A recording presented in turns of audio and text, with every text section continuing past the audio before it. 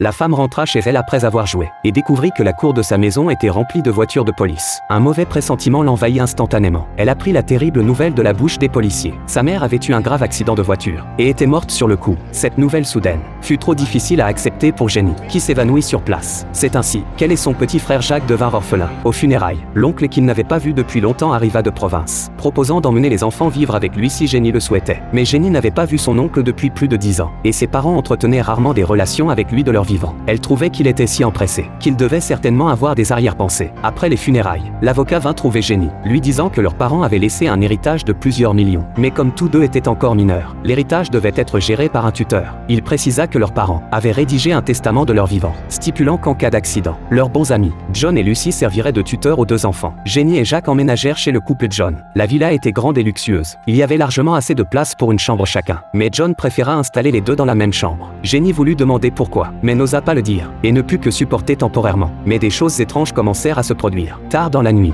quand Jenny sortit de sa chambre pour se changer, elle entendit soudain du bruit à l'étage. Les rideaux du premier étage bougeaient, comme si quelqu'un l'observait en secret. Elle prit peur, et retourna précipitamment dans sa chambre. Le lendemain, Jenny arriva dans son nouveau pensionnat. Elle avait un peu de mal à s'adapter à cet environnement inconnu. Heureusement, les professeurs et les camarades étaient bienveillants. Jacques, lui, fut attiré par la console de jeu que John avait apportée, et oublia instantanément ses soucis. Le soir venu, Jenny fut réveillée par un cauchemar. N'arrivant pas à se rendormir, elle eut envie de nager. Alors qu'elle se détendait, une silhouette apparut soudain au bord de la piscine. En regardant attentivement, c'était John. John la tira hors de l'eau, et lui tendit gentiment une serviette de bain. Mais pendant ce processus, John la regardait d'une façon étrange, ce qui lui faisait peur. Le lendemain, John profita de l'absence de Lucy, et invita Jenny à sortir sous prétexte d'aller voir un film. Mais l'emmena en fait au restaurant. Après le dîner, il se mit soudain à conduire à toute vitesse en chemin, à une vitesse folle, manquant de peu de percuter la voiture devant. Après cette course folle, John se rapprocha lentement de Jenny. Jenny esquiva nerveusement, mais John dit qu'il voulait juste l'aider à attacher sa ceinture de sécurité. La situation était particulièrement gênante. De retour à la maison, Jenny aperçut par hasard Lucy tenant quelque chose, allongée faiblement sur le canapé. Jenny n'osa pas s'approcher, et retourna vite dans sa chambre. Toutes ces anomalies de ces 2 derniers jours inquiétaient Jenny. Le lendemain, elle alla voir l'avocat.